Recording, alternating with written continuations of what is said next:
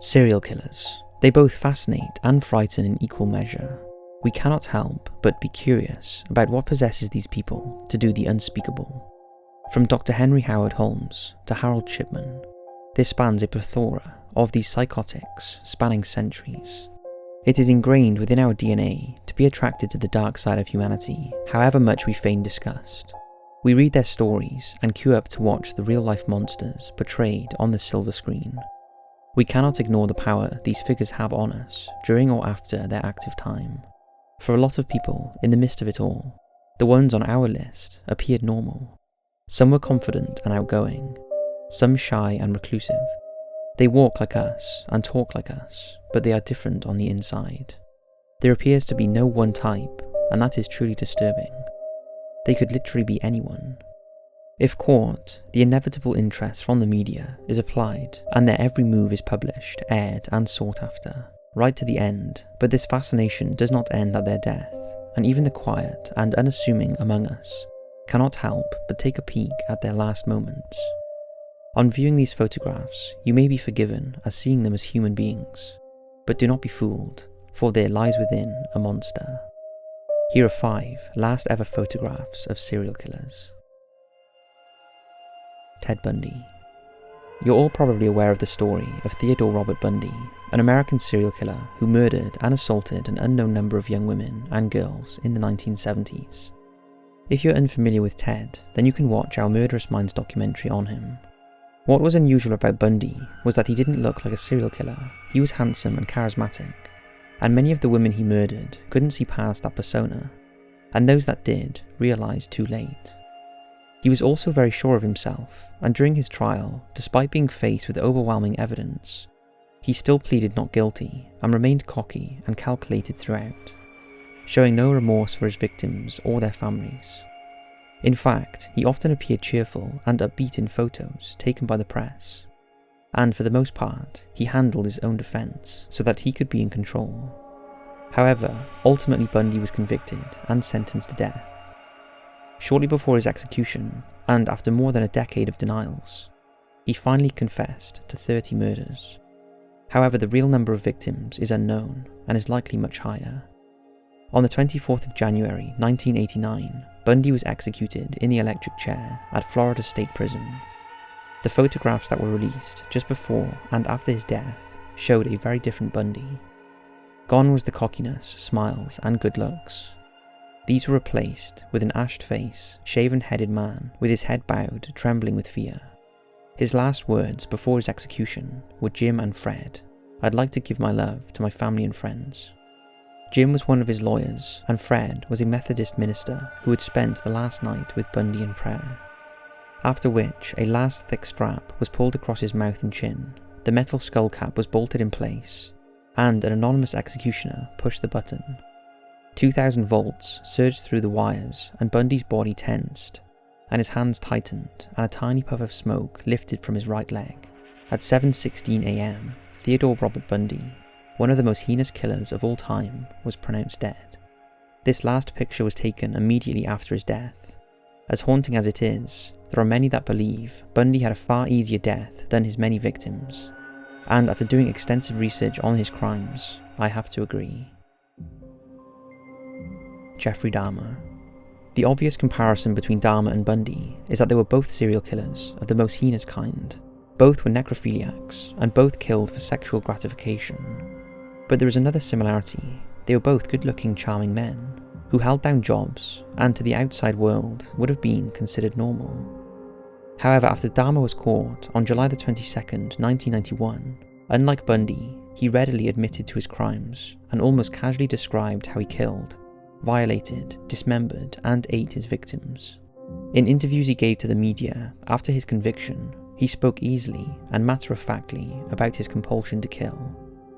But unlike Bundy, Dahmer escaped the death sentence. Although his reputation and crimes meant he signed his own death warrant when he was sent to a tough state prison after being found to be sane at the time of his murders. And on the morning of November the 28th, 1994, Dahmer was bludgeoned to death by fellow prisoner Christopher Scarver while on a work assignment in the prison gym showers. Dahmer was discovered on the floor of the bathrooms, suffering from severe head and facial wounds, He had been savagely beaten with a 20-inch metal bar, and his head had also been repeatedly struck against the wall. Dahmer died shortly after, and one of the last photographs of him shows him with his head caved in, still in his prison overalls, led on a trolley. Later, another photo was released of his cleaned-up corpse lying in the morgue. Few tears would have been shed over his demise, with many believing it was a fitting end to such a monstrous killer. Charles Manson. We've never talked much about Charles Manson, although I'm sure that will be remedied in the future. He was an infamous cult leader and rock star wannabe, who held a firm grip over his followers, and from a deserted ranch in the San Fernando valleys, his devout followers would bow to his every whim. From petty car crimes to robbery, the cult would eventually murder 8 people, all on the orders of Charles Manson. One of those victims was a pregnant Hollywood star called Sharon Tate, who was married to Hollywood director Roman Polanski. She died, along with 4 others, in a crime that shook Hollywood to its core. All parties were ultimately captured, and Manson was keen to be the centre of attention throughout the court proceedings. With his followers lining the streets and filling the courtroom, it was a media circus. Manson was convicted and sentenced to the death penalty, despite never actually killing any of the victims. However, due to a change in policy in 1972, this was changed to life imprisonment. Manson remained in prison for the rest of his life, and on the 19th of November 2017, he died of a heart attack and complications from colon cancer. This is the last photograph of Charles Manson. Gone is the bravado and good looks, replaced with a withered old man waiting to die. Ed Gein. If you've watched our Murderous Minds documentary on Ed Gein, you'll know he is an altogether different character to the first 3. He was an oddball. His chaotic upbringing and obsession with his mother drove him to exhume corpses from local graveyards and use their bones and skin to create keepsakes that he adorned his home with. Now technically, he was not a serial killer, as he was only convicted of killing 2 people, although it's likely he killed more. But what made him so notorious was what he did with the corpses of those that he did kill, along with the recently deceased middle-aged woman he exhumed from graveyards. It's thought it was his macabre way of trying to recreate his dead mother. Unlike the previous 3, Gein was deemed to be insane, and so was mentally incompetent to stand trial. Instead, he was initially sent to Central State Hospital for the criminally insane, now the Dodge Correctional Institution, a maximum security facility in Wisconsin, and was later transferred to the Mendota State Hospital in Madison, Wisconsin. Unlike most criminals, Gein thrived in this clean and cared-for environment, and pictures of him before and after his arrest show a much improved and healthier appearance. This newfound life enabled Gein to live to the ripe old age of 77, before he eventually died on July 26, 1984, due to respiratory failure secondary to lung cancer. For years before his death, Gein had not been seen in public, and this photograph is thought to be the last of him, taken 2 months before he died, and it shows how frail he had become. There is no doubt that Gein was a twisted and sick man, but to this day, there is a morbid fascination with him that has a lasting effect on American popular culture, and this is evidenced by his numerous appearances in films, music, and literature. John Wayne Gacy. We have touched on Gacy's crimes in a couple of videos, and there are plans to do a Murderous Minds documentary on him in the near future. But for now, here is just a tiny outline of his background and crimes.